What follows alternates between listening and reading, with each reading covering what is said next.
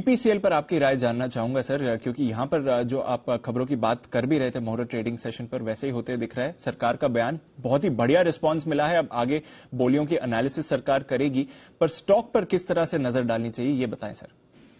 देखिए दीप, दो तरीके से इसे देखना चाहिए। पहले तो सरकार की डाइवेस्टमेंट प्रोसेस के तौर पर और दूसरा बीपीसीएल के स्टॉक के एक्शन के तौर पर। पहले डाइवेस्टमेंट प्रोसेस की बात करते हैं। क्या हुआ है, सरकार ने ये कहा था कि 16 नवंबर के बाद हम डेडलाइन को एक्सटेंड नहीं करेंगे और वो उन्होंने इस बात को कायम रखा है। ये एक अच्छी खबर है।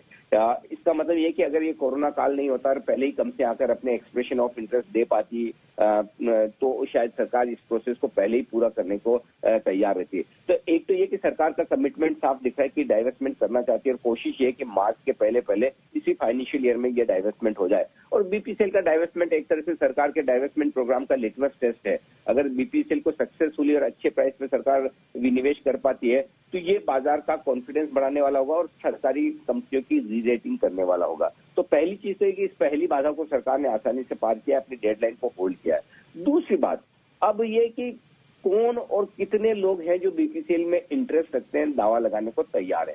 अभी जो कल आया वो एक्सप्रेशन ऑफ इंटरेस्ट है कि देखिए हम बीपीसीएल में इंटरेस्टेड है।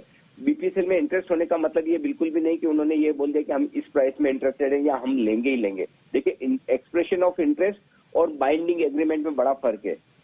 अभी ये पहली प्रोसेस है, पहली स्टेप है जहां पर एक्सप्रेशन ऑफ इंटरेस्ट, और सरकार ने अभी तक नाम नहीं बताया और वो राइटली सो, क्योंकि आप अभी एक्सपेक्ट नहीं कर सकते कि कितनी बोलियां आई है, किसने लगाई है। अब सब अपना अपना अंदाज लगा रहे हैं कि बड़े लोगों ने लगाई है, नहीं लगाई है, विदेशी कंपनियों ने लगाई है, नहीं लगाई है, किसी को पता नहीं। एग्जैक्टली सरकार को मालूम है कितनी बोलियां आई है। और इस वक्त मैं आपको बता दूं, अगर आप ये सोचो कि किसी ने बोली 500 रुपए में लगाई, 600 में लगाई, 800 में लगाई या 300 में लगाई, तो ये अंदाज लगाना बिल्कुल गलत है। इस वक्त किसी भी बिडर ने प्राइस नहीं दी है, प्राइस देने का अभी सवाल ही नहीं उठता। अभी जो हुआ है इस प्रोसेस में ये है कि जो भी बिडर्स हैं उन्होंने अपना इंटरेस्ट दिखाया कि हम खरीदने में उत्सुक हैं।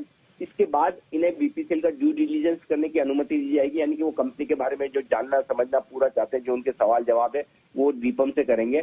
उसके बाद सेटिस्फाई होने के बाद वो बीपीसीएल की एक कीमत लगाएंगे और वो कीमत सरकार को देंगे और फिर सरकार के ऊपर है कि उस कीमत को एक्सेप्ट करे या न करे। तो पहली प्रोसेस को बहुत अच्छे से पार किया है, इसलिए काफी जगह आपको ये सुनने में मिल रहा होगा कि कुछ लोग कह रहे हैं कि बड़े ग्रुप्स ने बोलियां लगाई है, कुछ लोग कह रहे हैं बड़े विदेशी निवेश कंपनियों ने बोलियां लगाई, कुछ कह रहे हैं कि ऐसा नहीं है। तो आपको उसी चीज पर भरोसा करना है जो ऑफिशियल है। ऑफिशियल ये है कि मल्टीपल बोलियां आई हैं। मल्टीपल बोलियों से मतलब होता है 2 से ज्यादा।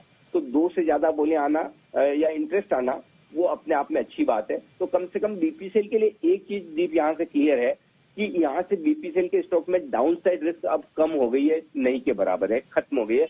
5, 10, 15 रुपए ऊपर नीचे होना एक अलग बात हो सकती है बाजार के मूड के साथ, लेकिन अब जो बीपीसीएल में आपने पुराने लोज देखे हैं, जिस तरह की मार पड़ती हुई दिखी कि पता नहीं डाइवेस्टमेंट होगा नहीं होगा, कब होगा, ये डर खत्म हो गया।